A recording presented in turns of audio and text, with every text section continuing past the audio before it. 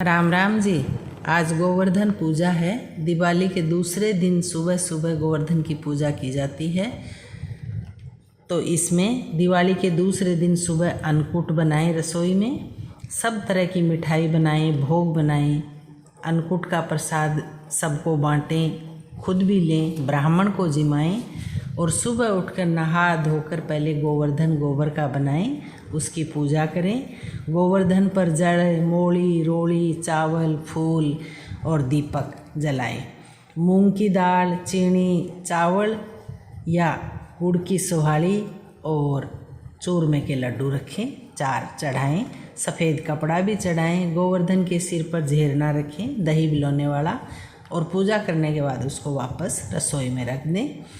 इस तरह गोवर्धन की 4 फेरी लगाएं, गोवर्धन का गीत गाएं, 4 बधावे भी गाने चाहिए और पूजा का जो सामान चढ़ाया वह फिर ब्राह्मणी को दे दें, ब्राह्मण का भोजन कराएं।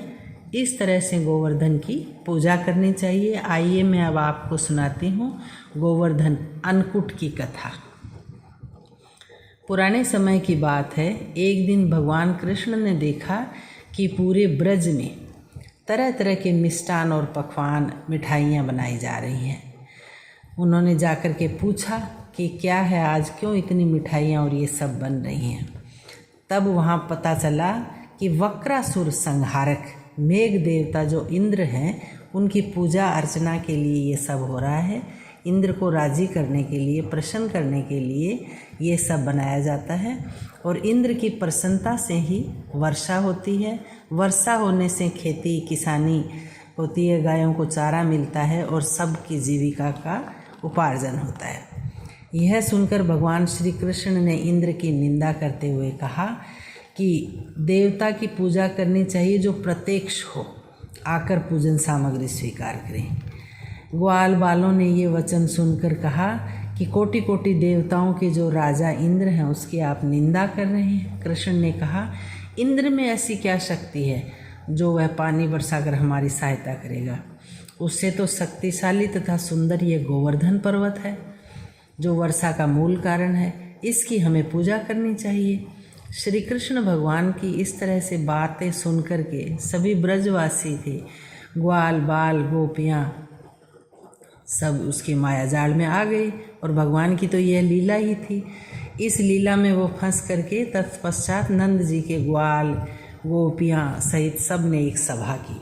कृष्ण से पूछा कि इंद्रजन से तो दुर्भिक्ष उत्पीड़न समाप्त होता है, आप ये कह रहे हो कि पूजा हम उसकी ना करें इंद्र भगवान की, तो बारिश कैसे होगी, चौमासे के सुंदर दिन कैसे आएंगे। इस पर श्री कृष्ण भगवान ने कहा, गोवर्धन पूजा कीजिए आप। उत्तर में श्री कृष्ण ने कहा, गोवर्धन की भूरी भूरी प्रशंसा भी की और ग्वाल बाल गोपियाँ सबकी आजीविका का एकमात्र और सहारा गोवर्धन पर्वत को बता करके कहा कि इसी की पूजा अर्चना करनी चाहिए। भगवान की बात सुनकर समस्त ब्रजमंडल के जो लोग थे, गांव के ग्वाला गोपियाँ, सब ने स्वगृह जाकर अपने अपने घरों में जाकर के मधुर मिष्ठान, पकवान, मिठाइयाँ, खाना, सब सब्जियाँ, सब कुछ बनाया।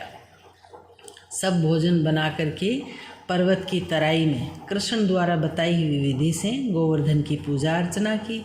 भगवान की कृपा से ब्रजवासियों द्वारा अर्पित समस्त पूजन सामग्री को गिरिराज गोवर्धन पर्वत जो है उसने स्वीकार करते हुए खूब आशीर्वाद दिया।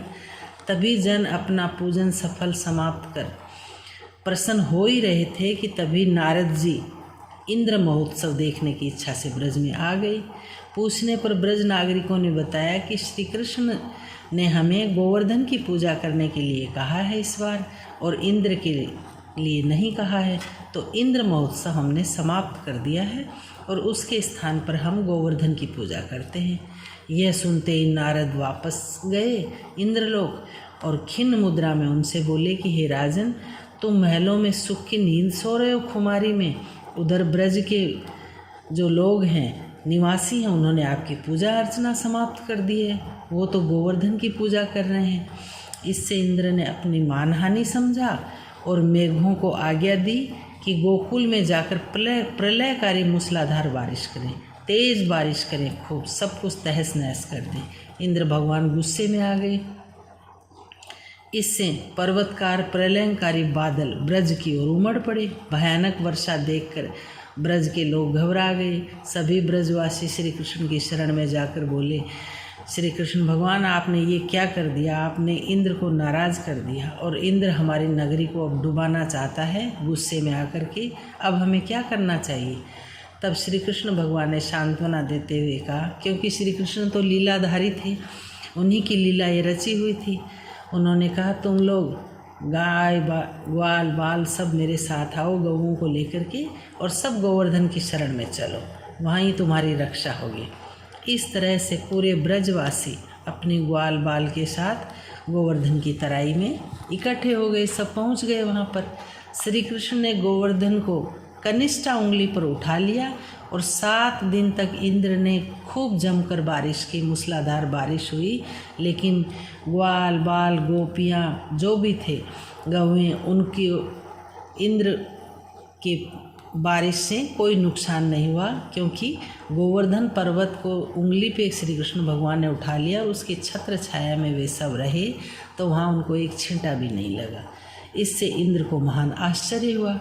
तब भगवान की महिमा को समझकर इंद्र भगवान ने अपना जो गर्व गुमान किया था उसको नष्ट जानकर वह स्वयं ब्रज में आए और भगवान श्री कृष्ण से माफ़ी मांगी, उनके चरणों में गिर पड़े और अपनी मूर्खता पर उन्होंने पश्चाताप भी किया। 7वें दिन भगवान ने गोवर्धन को वापस नीचे रखकर इसी भांति प्रति वर्ष गोबर का गोवर्धन बना करके घर घर में पूजा करने के लिए कहा, और गोवर्धन पर्वत के आसपास जो लोग रहते हैं उनको कहा कि आप गोवर्धन की तराई में जाकर के उसकी पूजा करें। तभी से यह उत्सव मनाया जाता है और इस उत्सव में अन्नकूट का बहुत महत्व है। प्रसाद में अन्नकूट जरूर बनाएं, सबको बांटें, गोवर्धन पर चढ़ाएं, ब्राह्मण को जिमाएं, मिश्राणी को भी दें और उसके बाद अन्नकूट का प्रसाद खुद भी ग्रहण करें। इस तरह कथा समाप्त हुई।